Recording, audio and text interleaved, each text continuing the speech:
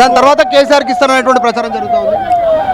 అంటే వీళ్ళది ఒక ఫ్లాప్ వెబ్ సిరీస్ అండి. ఇది ఫోన్ ట్యాపింగ్ దాంట్లో ఏం లేదు. దాన్ని తమాషా చేసి ఆ దావోస్లో ఏం వస్తున్నా కూడా పెద్ద అన్ని బోగస్ కంపెనీలే. దాని నుంచి డైవర్ట్ కావాలి, మున్సిపాలిటీల నుంచి డైవర్ట్ కావాలి. సర్పంచ్లో 4031 సర్పంచ్లు గెలిచినాం. రేపు ఇట్లనే వదిలేస్తే మున్సిపాలిటీలు కూడా గెలుస్తామని ఇవాళ బీఆర్ఎస్ నాయకత్వాన్ని అందరినీ బిజీ పెట్టడానికి ఇది ఒక ఎక్సర్సైజ్ ప్రభుత్వం నడిపిస్తున్నది. కానీ అయినా కూడా కింది స్థాయి శ్రేణులు అందరినీ కూడా అక్కడనే ఉండమని చెప్పినాం. కేవలం ఇన్ఛార్జ్లు ఎమ్మెల్యేలు వాళ్ళు మాత్రమే ఇక్కడికి వచ్చిండ్రు. డెఫినెట్గా మున్సిపాలిటీల్లో కూడా వీళ్ళు అడ్డుకున్నా కూడా ఫలితాలు బ్రహ్మాండంగా రాబోతున్నాయి. ఈ విచారణలతోని ఒరిగేదేం లేదు. బొగ్గు కుంభకోణం గురించి అడగడం ఆపేయం కూడా ఖచ్చితంగా. రైట్, టైలరీ సిట్ విచారణకు వెళ్తా ఉన్నారు. బీఆర్ఎస్ పార్టీ ఆఫీస్ భవన్ ముందు ఉన్నటువంటి సిచ్యువేషన్, మిగతా వాహనాలని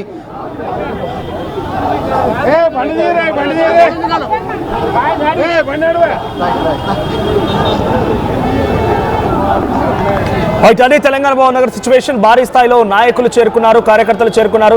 ఒక హైటెన్షన్ వాతావరణం నెలకొని భారీ పోలీస్ బందోబస్తు మధ్యనే తెలంగాణ భవన్ మొత్తం కూడా కంట్రోల్లో ఉంది ఇప్పుడు. సో అక్కడికి ఎందుకంటే బీఆర్ఎస్ పార్టీకి వర్కింగ్ ప్రెసిడెంట్గా కేటీఆర్ ఉన్నారు. ఒకప్పుడు ఆయన మాజీ మంత్రిగా చాలా కీలకమైన నేతగా వ్యవహరించారు. చూస్తున్నాం అక్కడ నినాదాలు కొనసాగుతున్నాయి. కేటీఆర్ వాహనం బయటకు వస్తోంది. కేటీఆర్ కాన్వాయ్ బయటకు వస్తుండగా ఆయన టువర్డ్ జూబ్లీ హిల్స్ పిఎస్ వైపుగా వెళ్ళబోతున్నారు. ఈ సమయంలో ఒక్కసారిగా అక్కడ చాలా భారీ ఎత్తున నాయకులు చేరుకున్నారు. సో ముందుగా హరీష్ రావును విచారించిన సిట్ ఇప్పుడు ఈరోజు కేటీఆర్ విచారించబోతోంది. అంటే 2 days గ్యాప్ తీసుకుంది. మళ్ళీ నెక్స్ట్ 2 daysలో ఎవరు ఉండబోతున్నారు? కవితనా, సంతోష్ రావా, లేదంటే డైరెక్ట్గా కేసీఆర్కి నోటీస్ ఇస్తారా? చూడాలి ఏం జరుగుతుంది అనేది. సో ఈరోజు సిట్ కార్యాలయంలో కేటీఆర్ని ఈరోజు సాయంత్రం వరకు కూడా విచారించే అవకాశం ఉంది. ఒకసారి తెలంగాణ భవన్ దగ్గర నినాదాలు కొనసాగుతున్నాయి. అక్కడ ఎటువంటి సిచ్యువేషన్ చూద్దాం.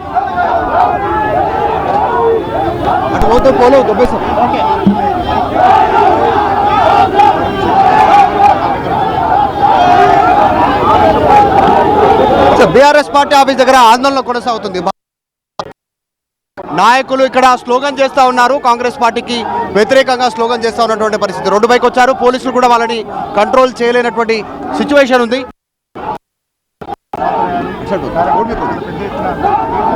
లెఫ్ట్ వెళ్ళిపో. సో పోలీసులు లెఫ్ట్ వెళ్ళిపో. రోడ్ మీద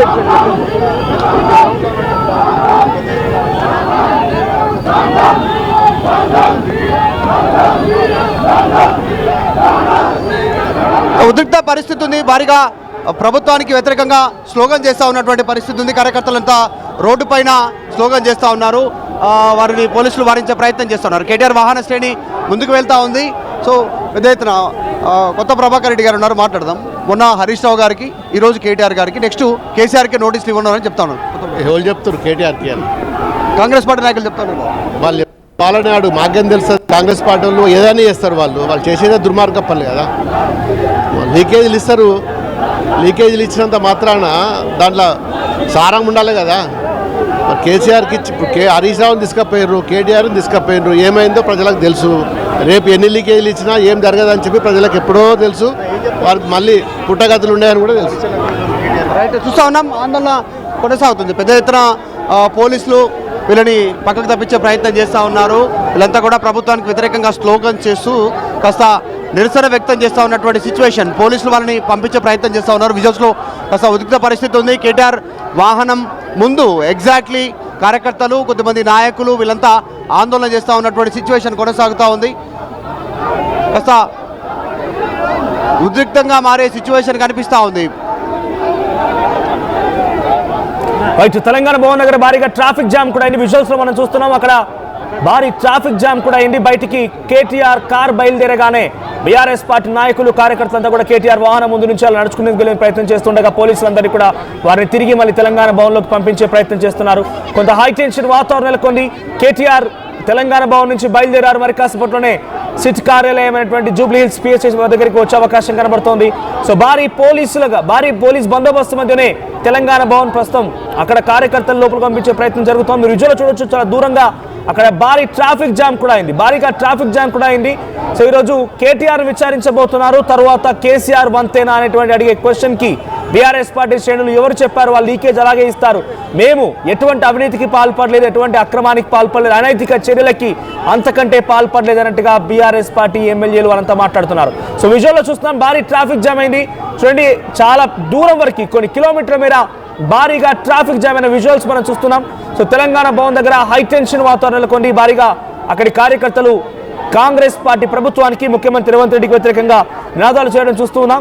సో కేటీఆర్ మాట్లాడిన మాటల్లో, నేను నా పుట్టుక నుంచి ఈ మట్టి మీద పుట్టాయి, నా పుట్టుక నుంచి ఇప్పటి వరకు ఎక్కడ కూడా అక్రమ అనైతిక చర్యలకు నేను పాల్పడలేదు, నాపై తప్పుడుగా హీరోయిన్లతో లింక్ పెట్టారు, నేను డ్రగ్స్ తీసుకుంటున్నానని చెప్పారు, రకరకాల వ్యాఖ్యలు చేశారు, అవన్నీ కూడా వాస్తవాలు, నా వ్యక్తిత్వ హనానికి వేసి అక్కడ ఒక మహిళ అరెస్ట్ చేస్తున్నారు. ఏం మాట్లాడుతున్నారు చూద్దాం.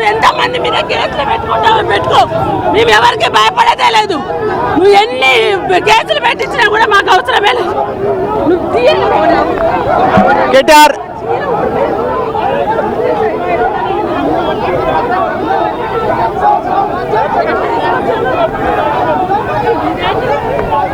చూడండి, పోలీసులు దౌర్జన్యం ఎట్లుందంటే, ఈ రేవంత్ రెడ్డి రాజకీయం ఇట్లుంది.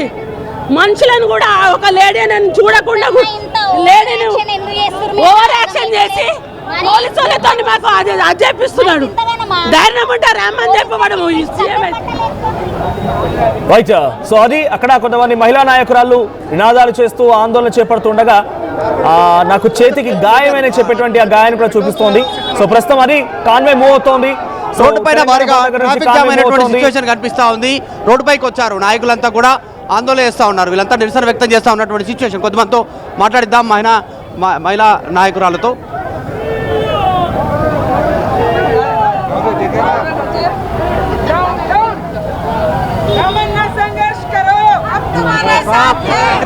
నిన్న మొన్న హరీష్ రావుకి ఈరోజు ప్రభుత్వం ఆడుతున్నటువంటి డ్రామాలు ఇవాళ సాక్షులుగా పిలుస్తున్నామని చెప్పి ప్రచారం మాత్రము నేరస్తులుగా ముద్ర వేసే ప్రయత్నం చేస్తూ ఉంది. ఇది విచారణ సాక్షుల నిందితులుగా పిలుస్తున్నటువంటి ప్రచారం. తీరా చూస్తే సాక్షులని మేమేం ఫిర్యాదు చేయలేదు కదా, ఎందుకు పిలుస్తున్నట్టు ఏంటిది? మీ ప్రభుత్వాన్ని కాపాడు.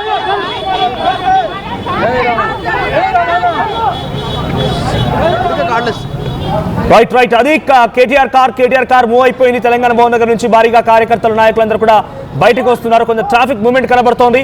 సో మరి కాసేపట్లో జూబ్లీహిల్స్ స్పేస్ దగ్గరికి కేటీఆర్ చేరుకోబోతున్నారు. అక్కడ నుంచి కూడా మీకు లైవ్ అప్డేట్స్ ని కంటిన్యూస్ గా కేటీఆర్ విచారణ పూర్తయ్యేంత వరకు కేటీఆర్ ని ఏమడుగుతున్నారు, కేటీఆర్ పైన ఎటువంటి ప్రశ్న వర్షం సిట్ అధికారి కురిపిస్తున్నారు, అప్డేట్ అందించే ప్రయత్నం ఆర్టీవీ చేస్తోంది. సో ప్రెసెంట్ కేటీఆర్ మాత్రం మీడియా సమావేశంలో తన ఆగ్రహానికి గురవుతూనే మాట్లాడుకొచ్చారు.